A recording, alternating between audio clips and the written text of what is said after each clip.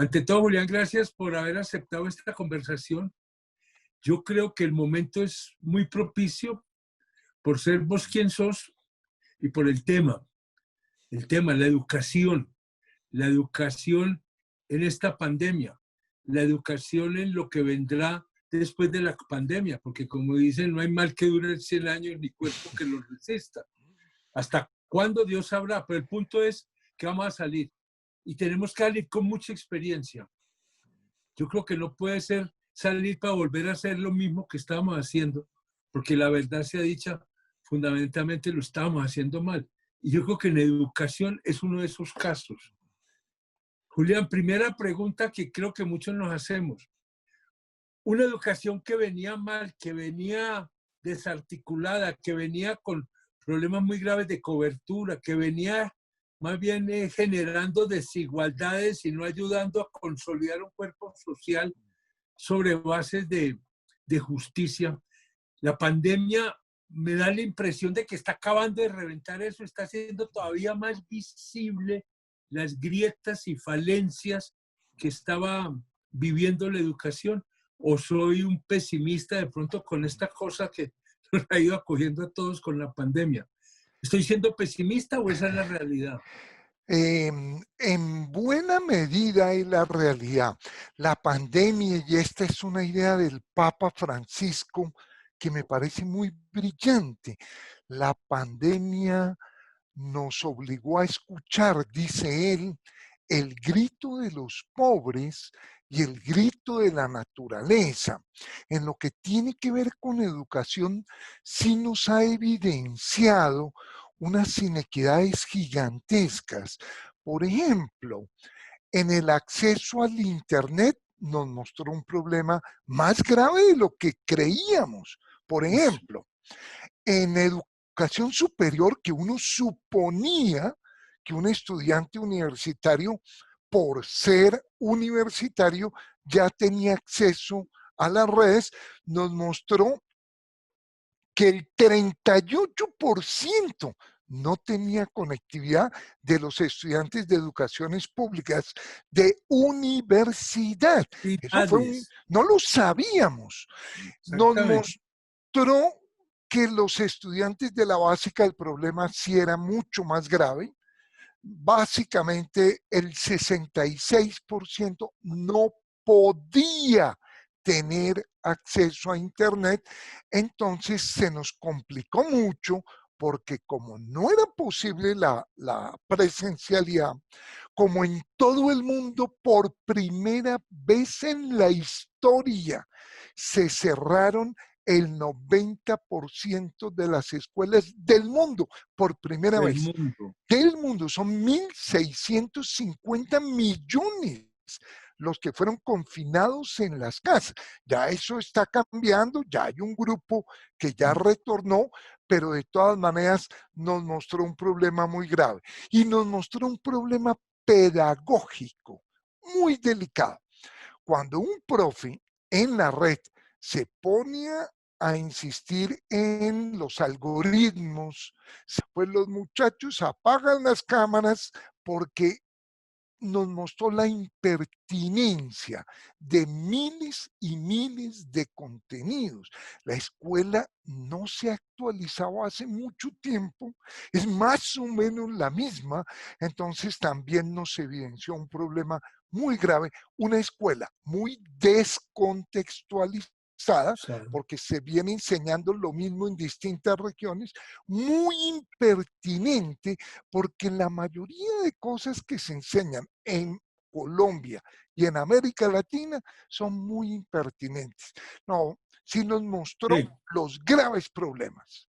Sí, yo creo que ese es, digamos, de los puntos de toda esta situación que si se sabe aprovechar pueden ser muy transformadores hacia adelante, ¿sí? Porque con lo que estás indicando a uno le da la impresión de que el cuento de que con la virtualidad superamos el problema de la educación no es cierto, y en la práctica lo que hay hoy es todavía más gente que está por fuera de las posibilidades de educarse, es decir, ese no cubrimiento hoy en día se ve absolutamente magnificado por ya la imposibilidad de la gente porque no tiene el equipo, porque no tiene la interconectividad, porque no se saben mover en eso. ¿Qué puede decir unas comunidades rurales que siempre han estado muy al margen? Pues ahora no quedaron al margen, ahora quedaron desconectadas, ¿cierto? Ubicas un punto que es muy importante y es en Colombia la educación rural ha estado muy abandonada, con mucho cuidado. Tengo que decir que esto tiene uno de sus orígenes en que al frente de la educación han estado economistas con criterio administrativo. Entonces, la mayoría de ministros en Colombia y ministras han sido economistas. El Sí, problema dominado criterios sí, administrativos. Entonces, si uno va a invertir un recurso, invertirlo en el campo termina siendo muy costoso porque es una población muy dispersa. La sí, educación rural colombiana ha estado muy abandonada con dos excepciones. Una, lo que se llama escuela nueva, que es una experiencia muy sí, bonita, que es una sí, experiencia de una educación bien contextualizada, con textos. Ahí hay una sí, experiencia de exportar de Colombia muy bonita y muy rescatable. Y dos, sí, durante el primer gobierno de Juan Manuel Santos hubo un esfuerzo muy bonito que se conoció con el nombre PTA. Es un programa Todos a Aprender, que consistía en acompañar esos colegios que habían estado siempre muy abandonados. En el segundo gobierno de Santos volvimos a perder la pista y ahora nos concentramos en lo que llamó la ex ministra Gina Parodi los pilos, pero solo se estaba concentrando en el no, eso, 0,01% de sí, los sí, sí, estudiantes y a ellos se les dirigió. sí, Entonces, la educación rural ha estado sí. muy abandonada. Es ¿Qué que ha pasado en mm, este periodo? Los maestros hacen todos los esfuerzos. En realidad hay que hay que reconocerlo y hay que reconocerles. aplaudirlo. Ellos toman trencitos en muchas regiones, he visto, por ejemplo, en Barranca, toman un trencito, después pasan ríos, demorando muchísimo tiempo para llevarle las guías a los niños. He visto Sí, casos bellísimos en Santander, en Cundinamarca, en La Mesa, en la región del Tequendama. Hacen todo el esfuerzo, pero no es suficiente, no, porque es que, están haciendo lo que el Estado no hace. Entonces, claro, como el Estado no les dio la televisión, que era lo que tocaba en el primer momento, una muy buena televisión, no se les dio. Los maestros tratan, se esfuerzan, pero mucho niño está quedando sin el derecho, porque la educación es un derecho y está quedando sin el derecho al estudio en este periodo. Es muy grave. Y esto va a agravar las inequidades. la va a grabar, Es indudablemente. el problema, que los colegios de estratos altos sí están funcionando muy No, bien. esto, Eso sí esto, está esto una está haciendo maravilla. así, el uno para el hueco y el otro para el Sí. cielo. Entonces Además, se porque nos es va a tan agravar. distinto Sí. integrarse pues con la academia internacional y ahora empiezan a oír unos profesores que Sí. jamás se hubiera imaginado que los iban a oír y los pueden oír por estos medios. Una frase que usan los padres de familia me parece que es muy bonita y es muy profunda. Cuando el padre le dice al hijo, hijo, yo no tengo nada más que darte a ti. Lo único que te puedo dar es buena educación. Es una Educación. frase muy profunda porque si tuviéramos buenos gobernantes, dirían Sí, lo mismo. eh, Miren, sí, ciudadanos, yo lo que más les puedo dar es buena educación, porque aquí hay un punto y cierro esta idea, y es, eh, la educación no solo trae beneficios para un individuo, para él, sino cuando Por ejemplo, un padre le da buena educación al hijo, cambia la vida de la familia, de toda la familia. Y cuando hay un buen profesor, un buen proceso educativo, una buena inversión, comienza a cambiar la de la comunidad. Todos los países en el siglo XX, todos, sin ninguna excepción, que han salido adelante es porque han invertido en dos cosas: ciencia y educación. Por lo tanto, los beneficios son para los individuos y para la sociedad. Es que la buena educación se ve en la calle, en el trato, en la cultura ciudadana, y la mala educación también. Segundo punto que me parece muy interesante es el que tocas de cómo la televisión, que debió haber sido y podría llegar a ser, porque es que nada está jugado, hay que rescatarla pues de esa captura puramente comercial que sufrió y que la desnaturalizó. La televisión no era para eso, no se pensó para eso. Y no es que no admita un componente comercial, pero es que no se puede reducir a comercialización, ¿cierto? Recuerdo algo que fue fundamental en Colombia y que fue ejemplo en muchos países, que fue Radio Sutatensa.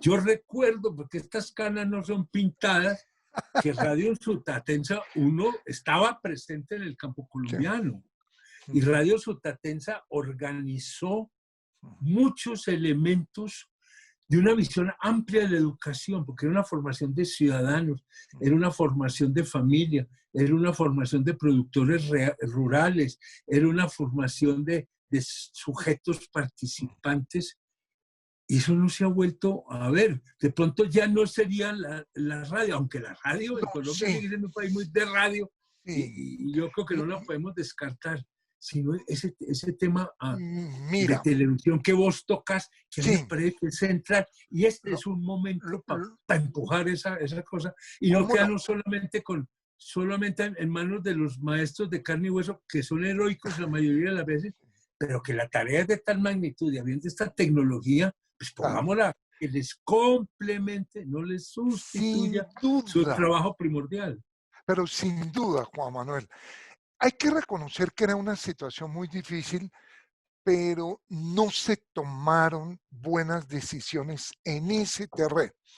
Si hubieran convocado a maestros, a rectores, a expertos de cultura, de medios, y les hubieran dicho, miren, ¿cómo podemos organizar una muy buena televisión para distintas edades, en distintas áreas? Hubieran organizado una programación interesantísima y no solo informativa. Por ejemplo, por poner un ejemplo, si uno convoca a grupos de jóvenes y organiza debates en televisión sobre 1000 temas, si debe o no haber fracking, si debe o no haber presencialidad, si debe o no haber reelección de un presidente en la constitución de un país, si debe o no reabrirse ahora las iglesias, 1000 temas, y temas muy complejos, debates éticos, el tema de la eutanasia, miles de temas, los sometes a discusión y pones a dos grupos de jóvenes a discutir, hubiera la audiencia, se hubiera disparado. Hoy la audiencia de la televisión que programó el ministerio es 3 de cada 100 jóvenes ven la televisión. No, ¿por qué? Porque la hicieron funcionarios del Ministerio de Educación, seguramente con muy buena intención, pero con muy poco criterio pedagógico. Y la radio, ¿qué hubiera sido y qué debería seguir? Porque esto va a durar. La radio debería ser un medio fundamental para formar padres de familia, para darles indicaciones, para ayudar emocionalmente a los niños. El tema emocional es muy importante y muy complejo. Lo que extrañan los niños no son las clases de matemáticas, no. Lo que extrañan los niños es su compañero, su balón de Claro, fútbol, su compartida en el almuerzo, sus el recreo. chanclas, el Sí, sí, recreo. sí, Todavía claro. sigue el recreo siendo el mejor momento de la escuela. Ojalá algún día las clases sean igual de interesantes, de formadoras, pero todavía son demasiado Muy rutinarias, aburridoras, muy muy aburridoras. aburridoras. Yo entiendo a los niños, realmente es Sí, muy aburridor espantosas. uno estar viendo la ecuación diferencial, la derivada de x al cubo, si el peso atómico del sodio, en vez de estar viendo los temas pertinentes para el siglo XXI, para Claro. jóvenes. Y que Entonces, puedes ir entendiendo esos mismos conceptos, pero ya en la vida real, claro, operando, ¿cierto? y hoy, No en la frialdad del tablero, ¿no? y sobre todo tan mecánicamente Sí, sí, trabajado. sí. Hay que Hoy, trabajar muy pocos temas, mm, pero los bueno, fundamentales. Menos es más. Entonces la televisión, y curioso, el internet ayuda a entender el problema. claro.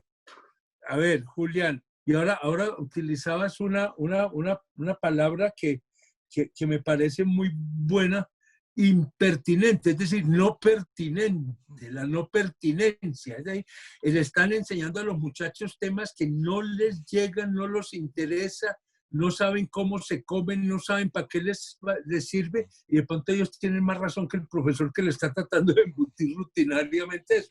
Algo en los muchachos les dice, ojo que esto no es, ojo que esto Claro. no es lo que a mí me interesa, ojo que esto no es lo que a mí me sirve para entender el mundo de hoy, para moverme en el mundo de hoy, para crecer humanamente en el mundo de hoy, ¿no? La mayoría, ¿Será que aquí va a haber una oportunidad de sí, romper y sí. abrir? Pues sería espectacular. La mayoría de las cosas que se enseñan, por ejemplo, en química, la mayoría, sirven fundamentalmente para dos cosas. Para llenar crucigramas, son muy buenos. Siempre todos los crucigramas preguntan símbolo químico, siempre en eso uno lo usa y en llenarle el examen al profe. Pero cuando termina el examen, los estudiantes tienen un rito que es botar el cuaderno. Y es un rito que la escuela debería aprender a leer. Nos están diciendo que no sirven en la vida, que no se pueden transferir, que no son herramientas para la vida, que no enseñan a las cosas fundamentales. Yo sí creo, y esto lo hablábamos antes, que las sociedades con frecuencia necesitan crisis para avanzar. Y creo que va a ser un caso Esta va a muy ser. claro el de la Sí, escuela. La sí, escuela a la que vamos a volver es una escuela muy distinta. Es sí. una escuela que se va a centrar en la lectura, porque lo que nos mostró esto es que un niño que no entienda lo que lee no tiene nada que hacer en la virtualidad. El problema es que en Colombia los niños hoy, los jóvenes hoy, no han aprendido a leer por enseñar tantas cosas triviales.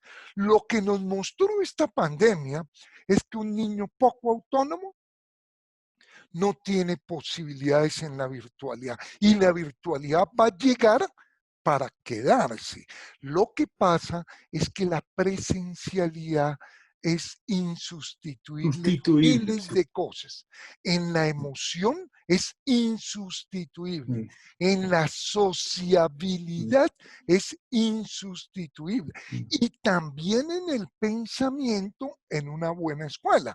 Porque es que una buena escuela debería ser un centro de debate de ideas, de formulación de preguntas. La buena escuela es la que crea la pregunta, no la que da la respuesta. En ese Respuesta. sentido no hay duda. Bien, La bien, escuela bien. nueva, la escuela que enseña a pensar, que enseña a comunicarse, que enseña a convivir, va a salir fortalecida de esta pandemia. Yo creo que para los profes es muy claro.